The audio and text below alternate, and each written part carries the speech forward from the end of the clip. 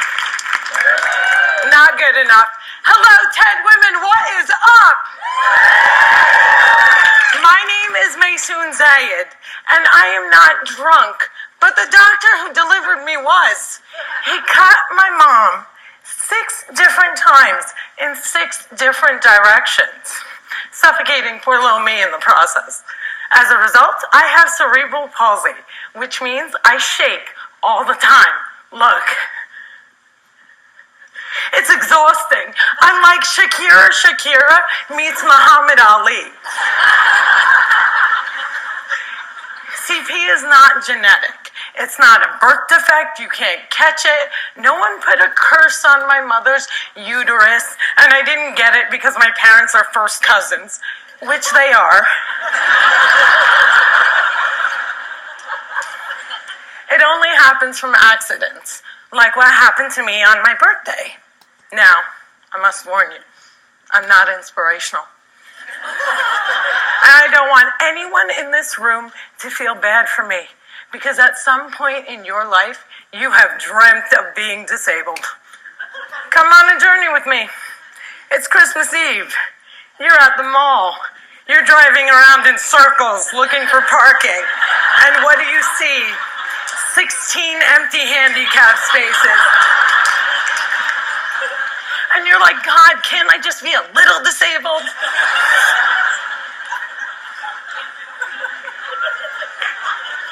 Also, I gotta tell you, I got 99 problems and palsy is just one.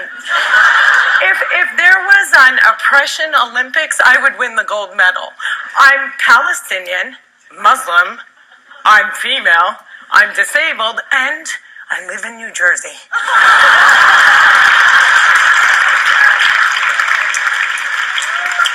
If you don't feel better about yourself, maybe you should. Cliffside Park, New Jersey is my hometown. I have always loved the fact that my hood and my affliction share the same initials. I also love the fact that if I wanted to walk from my house to New York City, I could. A lot of people with CP don't walk, but my parents didn't believe in can't. My father's mantra was, you can do it. Yes, you can. So, if my 3 older sisters were mopping, I was mopping. If my 3 older sisters went to public school, my parents would sue the school system and guarantee that I went too. And if we didn't all get A's, we all got my mother's slipper. My father taught me how I walk when I was 5 years old by placing my heels on his feet and just walking. Another tactic that he used is he would dangle a dollar bill in front of me and have me chase it. My inner stripper was very strong, and by the first day of kindergarten, I was walking like a champ who had been punched one too many times. Growing up, there were only 6 Arabs in my town, and they were all my family. Now there are 20 Arabs in town, and they are still all my family. I don't think anyone even noticed we were an Italian.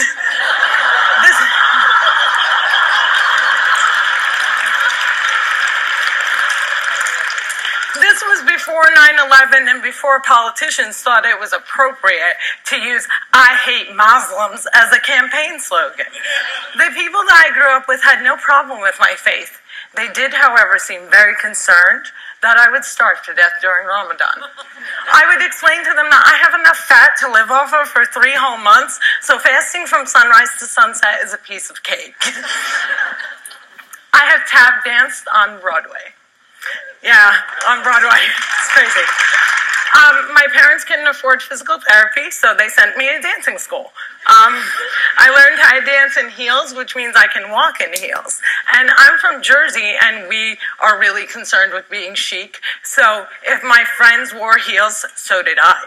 And when my friends went and spent their summer vacations on the Jersey Shore, I did not.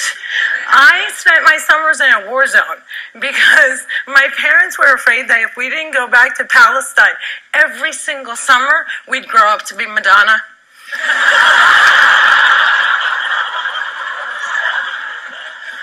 Summer vacations often consisted of my father trying to heal me. So I drank deer's milk, I had hot cups on my back, I was dunked in the Dead Sea, and I remember the water burning my eyes and thinking, it's working, it's working! But one miracle cure we did find was yoga.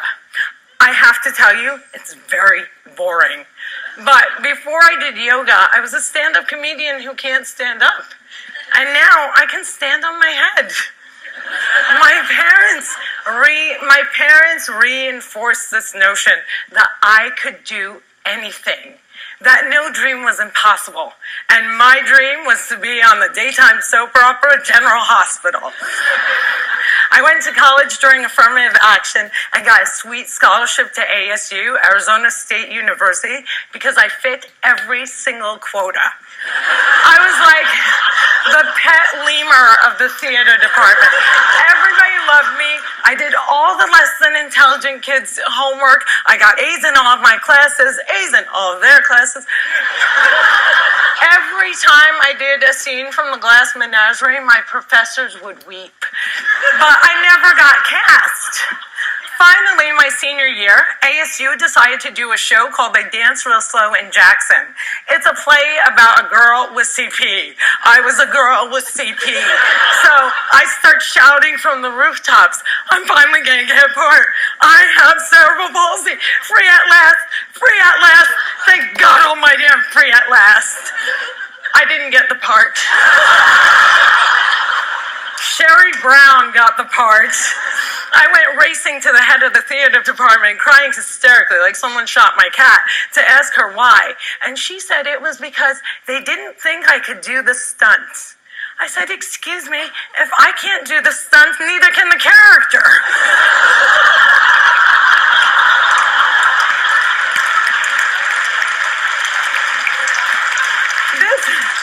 This was a part that I was literally born to play, and they gave it to a non-palsy actress. College was imitating life. Hollywood has a sordid history of casting able-bodied actors to play disabled on screen. Upon graduating, I moved back home, and my first acting gig was as an extra on a daytime soap opera. My dream was coming true, and I knew that I would be promoted from diner to wacky best friend in no time. But instead, I remained a glorified piece of furniture that you could only recognize from the back of my head. And it became clear to me that casting directors didn't hire fluffy ethnic disabled actors. They only hired perfect people, but there were exceptions to the rule. I grew up watching Whoopi Goldberg, Roseanne Barr, Ellen, and all of these women had one thing in common. They were comedians. So I became a comic.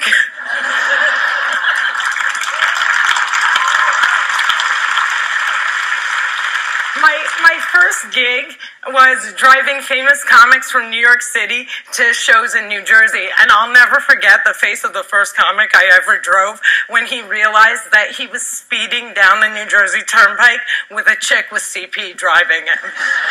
I've performed in clubs all over America, and I've also performed in Arabic in the Middle East, uncensored and uncovered. Some people say I'm the first stand-up comic in the Arab world. I never like to claim first, but I do know that they never heard that nasty little rumor that women aren't funny and they find us hysterical. In 2003, my brother from another mother and father, Dean Obidala, and I started the New York Arab American Comedy Festival, now in its 10th year. Our goal was to change the negative image of Arab Americans in media while also reminding casting directors that South Asian and Arab are not synonymous.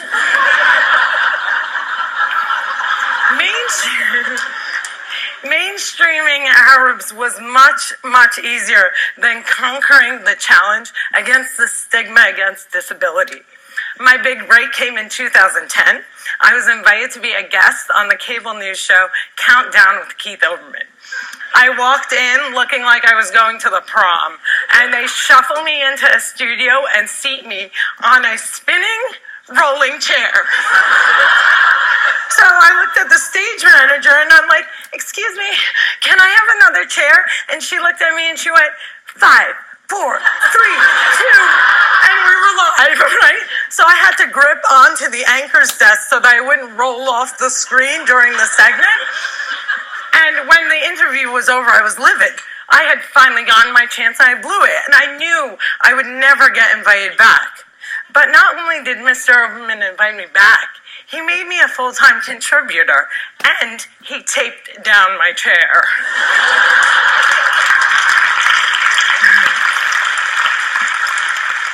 One fun fact I learned while on the air with Keith Oberman was that humans on the internet are scumbags. People say children are cruel, but I was never made fun of as a child or an adult. Suddenly, my disability on the World Wide Web is fair game. I would look at clips online and see comments like, yo, why is she tweaking? Yo, is she retarded?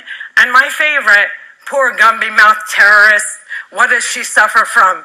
We should really pray for her. One commenter even suggested that I add my disability to my credits. Screenwriter, comedian, palsy. Disability is as visual as race. If a wheelchair user can't play Beyonce, then Beyonce can't play a wheelchair user. The disabled are the large... Yeah, clap for them, man. Come on.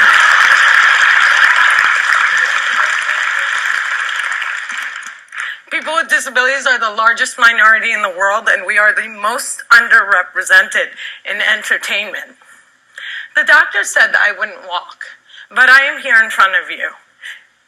However, if I grew up with social media, I don't think I would be. I hope that together we can create more positive images of disability in the media and in everyday life. Perhaps if there were more positive images, it would foster less hate on the internet. Or maybe not. Maybe it still takes a village to teach our children well. My crooked journey has taken me to some very spectacular places.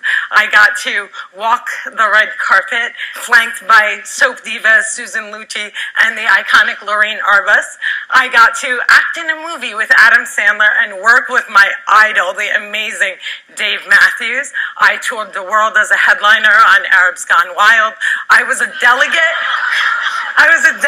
representing the great state of New Jersey at the 2008 DNC, and I founded Maysoon's Kids, a charity that hopes to give Palestinian refugee children a sliver of the chance my parents gave me. But the one moment that stands out the most was when I got, before this moment,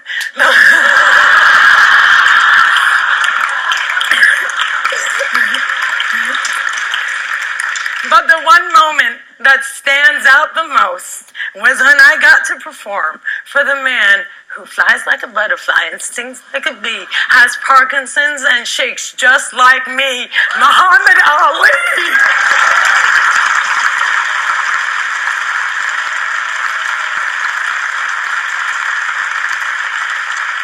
It was the only time that my father ever saw me perform live, and I dedicate this talk to his memory.